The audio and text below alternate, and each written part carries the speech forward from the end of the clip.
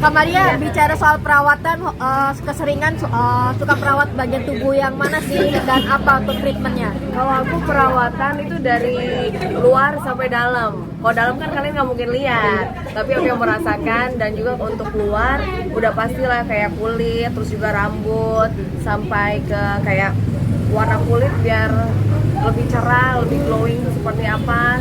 Aku selalu perawatan di sini. Dari umur berapa sih kan? Apa? Perawatan sendiri. Perawatan. Mulai aku di dunia entertain aku sadar banget kayak orang kan pengen nonton TV biar kita enak dilihat gitu kan. Terus apalagi kalau misalkan aku terlalu begadang banget itu kan kayak lebih lelah. Jadi gimana caranya biar lebih nge-boost kita, ya harus kayak facial, harus juga dengan kayak infus. Nah, aku temuin di sini jadi harus bener-bener rajin. Ya minimal kayak sebulan 2 kali lah. Ada budget khusus Kak?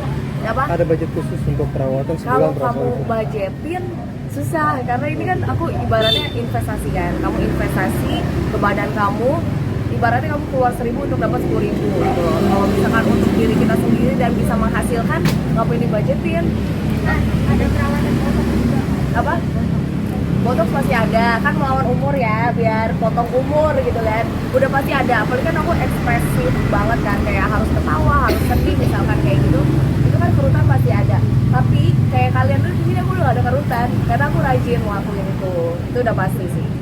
Sempat menjaga pola makan juga nggak sih Kak untuk menjaga tubuh tetap fit dan juga perawatan? Jaga pola makan udah pasti ya. Di sini kan emang ada slimming juga, tapi emang harus dibantu dari dalam dan juga luar gitu. Kalau misalkan dari dalam, aku harus kayak minimal seminggu 3 kali aku olahraga. Terus juga kayak jaga makan.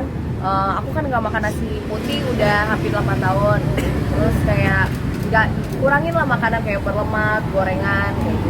Udah pastilah. Pengganti karbonya itu sendiri apa sih Kak? Kan katanya Kakak juga udah bertahun udah makan nasi ya? Iya. Aku makan roti gandum, terus aku makan kayak umbi-umbian, jadi lebih kayak yang natural lah. Soalnya kalau misalnya nasi putih kan terlalu banyak kayak kadar gulanya kan, takutnya diabetes. Kak Maria mungkin kalau planning sedikit dulu pertama kali perawatan agak sedikit ekstrim itu apa? Sedikit ekstrim. Yang berdarah-darah ya, itu bagi aku itu ekstrim banget. Kayak kamu kan dulu aku waktu SMP itu karena kulitku berminyak, jadinya kan banyak jerawat kan, terus aku pernah hampir seluruh muka aku jerawatan. Nah buat hilangin bekasnya kita harus kayak salmon DNA dan juga PRP. Nah itu kan berdarah-darah, jadi seminggu tuh mukaku rusak, darah semua ini pas awal, udah serem lah. Tapi setelah seminggu kemudian bener-bener glowing banget, kayak bener-bener noda tuh hilang gitu kan, pori-pori lebih kecil. Sempat minder nggak kayak gitu? Ya seminggu hancur. Ya kalau yang cinta yang sayang mah sayang aja lah. Tapi seminggu hancur pokoknya, dia insecure, kamu kemana-mana. Jadi diam aja di rumah. Diam di rumah demi keglowingan. Beauty is pain kan. Dan itu akhirnya tertarik, apalagi setelah itu yang dicoba yang agak sedikit ekstrim. Yang sedikit ekstrim, yang salmon DNA itu yang diinjek satu-satu itu sakit banget, kecil-kecil, dan itu mukaku kayak bentol-bentol kayak orang kena kusta gitu loh. Tapi itu adalah cara yang terakhir untuk buat muka kamu tuh kolagennya jadi merangsang kolagen biar lebih awet muda. Itu menurut aku ekstrim sih, karena seminggu aku nggak bisa kerja, aku nggak bisa hangout, nggak bisa kemana-mana. Kalau cowok minta pap dong, malu kan, mukanya lagi aduh hancur banget. Maria tapi Klinik kecantikan cocok-cocokan nggak sih kayak gitu? Apa? Pernah fail kasih ke salah satu salon kecantikan gitu? Kalau dulu pernah kan dokternya ya kita kan nggak tahu kan, kalau yang dokter yang nggak kredibel pasti bisa ngebuat muka kita. Aku pernah kayak ada di salah satu klinik kecantikan di luar sana, aku nggak bisa ketawa, jadi dia salah nyuntikin gitu, jadinya aku nggak bisa ketawa sebelah. Itu pernah kejadian, itu parah banget. Jadi harus hati-hati memilih dokter, emang kliniknya harus kredibel banget. Itu aku sebulan nggak bisa mati saraf aku. Itu lagi perawatan apa Kak?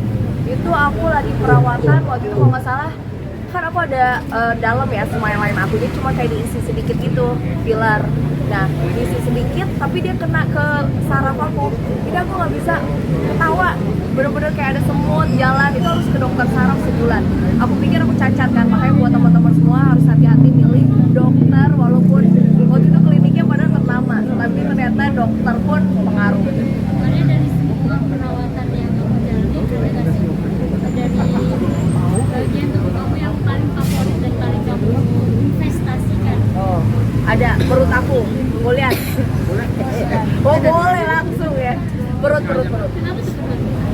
bagi aku susah. Buat teman-teman semua mungkin ngerasain banyak yang kurus tapi buncit kan, karena itu harus dari pola makan, harus juga dibantu dari luar juga, dikencengin dari kayak mungkin injection atau mungkin alat untuk slimming. Jadi bagi aku perut tuh investasi banget sih. Maria mungkin banyak juga kan artis yang operasi kan. Jadi kalian ada keinginan nggak gitu? Pengen seperti apa gitu? Kalau misalkan kamu operasi plastik itu udah pasti antara berhasil atau gagal.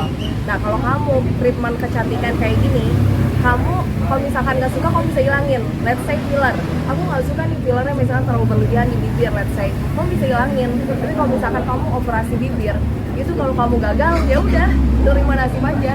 Kalau mau diulang mungkin bisa lebih gagal, ya itu tergantung sih. Oke, nanti wawancara lagi. Iya.